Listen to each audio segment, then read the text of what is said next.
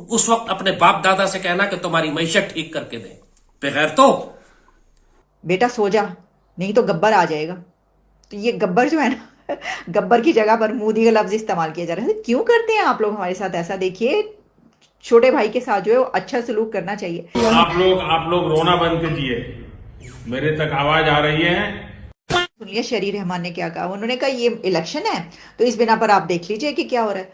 अच्छा देखिए, हम जो है ना, छोटा भाई है, छोटा भाई जो होता है वो छोटा मुल्क जो होता है, जो गरीब मुल्क होता है, जो कि यानी कशकोल लेके पूरी दुनिया में मांग रहा होता है, उसको हर चीज़ की आज़ादी होती है। अगर यहाँ पर शेख रशीद जैसा कोई मिनिस्टर उठ के ये कहता है कि पाव पाव भर के जो बम है वो हम उठा के मारेंगे, इट्स ओके ना, हम छोटे हैं, हमें इसकी इजाज़त है, कोई मसला नहीं है। देखिए जी, दो एस्पेक्ट हैं। एक तो टाइमिंग क्या है इंडियन खत का।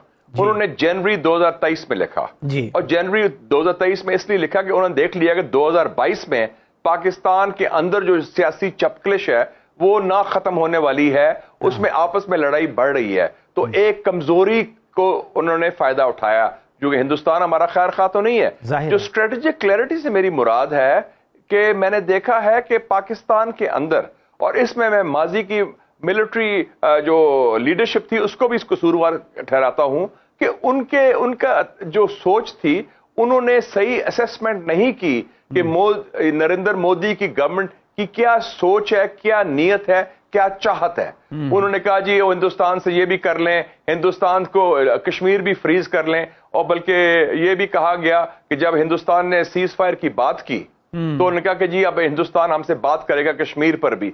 वो तो वर्ल्ड कप हारे थे पाकिस्तान को ताकि फायदा ना पहुंच सके, इस हद तक वो आपकी दुश्मनी कर रहे हैं। तो उस वाले से कश्मीर पर जब कब्जा किया हिंदुस्तान ने, उस वक्त भी हमें तवक्को थी, उम्मीद थी, आपको याद है ट्वीट भी किया गया और वैसे भी कहा गया कि हिंदुस्तान से हम ये बड़ी बातें कर सकते हैं, ब्रेक थ्रू होगा। और हमारी बड़ी सॉफ्ट लाइन थी हमारी मिलिट्री लीडरशिप की, जो उस वक्त, मौजूदा की बात नहीं कर रहा, माजी की बात कर रहा हूं। तो मेरे ख्याल में स्ट्रेटेजिक क्लैरिटी का मतलब है। और फिर हमने ये भी कहा कि हम हिंदुस्तान के साथ ताल्लुकात बेहतर करके अमेरिका की खुशनुदी हासिल कर लेंगे। कि हम किस दुनिया में रह रहे हैं।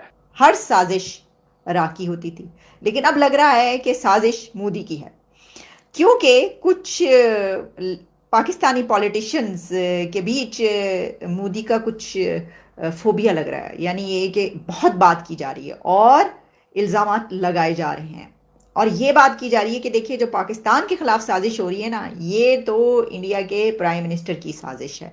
तो ये हो क्या रहा है? वो कहते हैं ना कि वो बेटा सो जा, नहीं तो गब्बर आ जाएगा।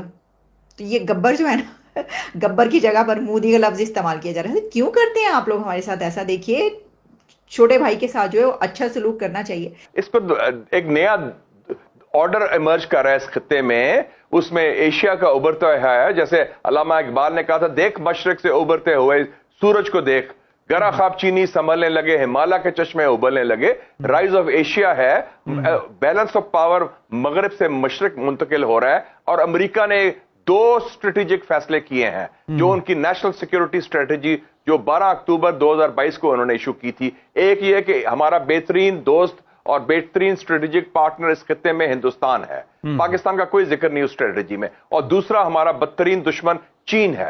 अब वाजे हो जाए कि आपके इंटरेस्ट क्या है। ना ताकत है, ना पैसा है, ना तरक्की है, ना एजुकेशन है, ना फॉरेन पॉलिसी जो है वो देख ही रहे हैं आप क्या कमाल की है। तो फिर हम क्या करें? पॉपो भर के बम की बात ना करें तो क्या करें? दूसरों को बुरी गालियां ना करें तो क्या करें? ये तो है।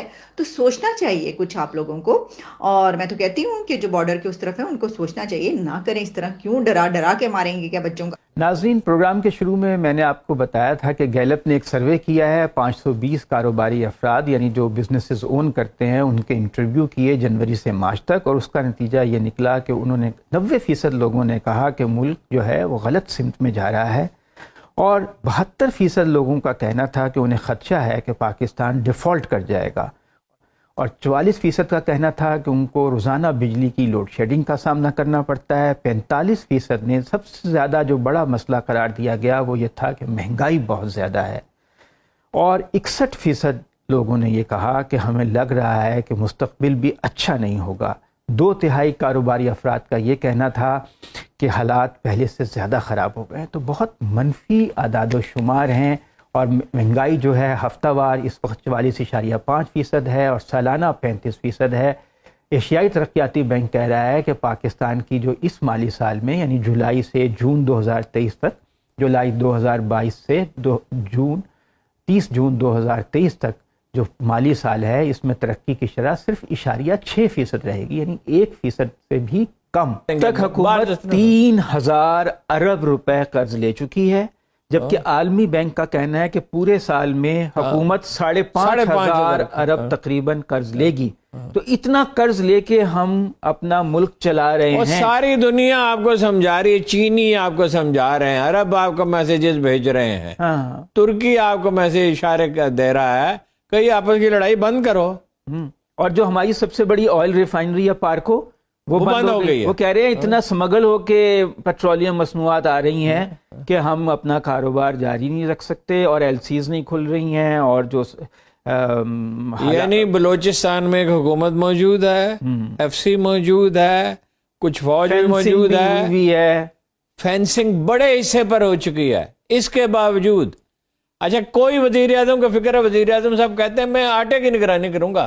آٹے کی تو آپ نگرانی کریں گے، جو کھربوں روپے کا نقصان ہو رہا ہے، وہ جو ٹیکس پہ آپ کو وصول نہیں ہو رہا پٹرول، ایران سے گیس تو آپ لے نہیں سکتے، اور پٹرول دھڑا دھڑ جو ہے وہ سمگل ہو رہا ہے کروا سکتے۔ اور صرف دیکھیے وہ صرف بلوچستان میں نہیں بک رہا ہے، کراچی تک، وہ پورے سندھ میں بک رہا ہے۔ جی جی۔ جس زمانے میں وہاں رینجر متحرک تھی، جنرل بلال تھے، تو سکھر تک کے مانیٹرنگ کی جاتی تھی پیٹرول پمپوں کی، اور اس کو کافی بہت بڑا ذخیرہ جو ہے اس پہ قبضہ کر لیا گیا تھا، اور بعض لوگوں نے اسمگلنگ ترک کر دی تھی۔ اب تو ایسا لگتا ہے کہ فری فار آل ہے، کوئی روکنے والا نہیں۔ صرف پیٹرولیم کی نہیں، پاکستان سے چینی اسمگل ہو گیا، افغانستان جا رہی ہے، اور یہاں پہ ریٹ 40 روپے کلو تک بڑھ گیا ہے، 110 سے 120 روپے کلو تھوک میں، 140 روپے پرچون میں۔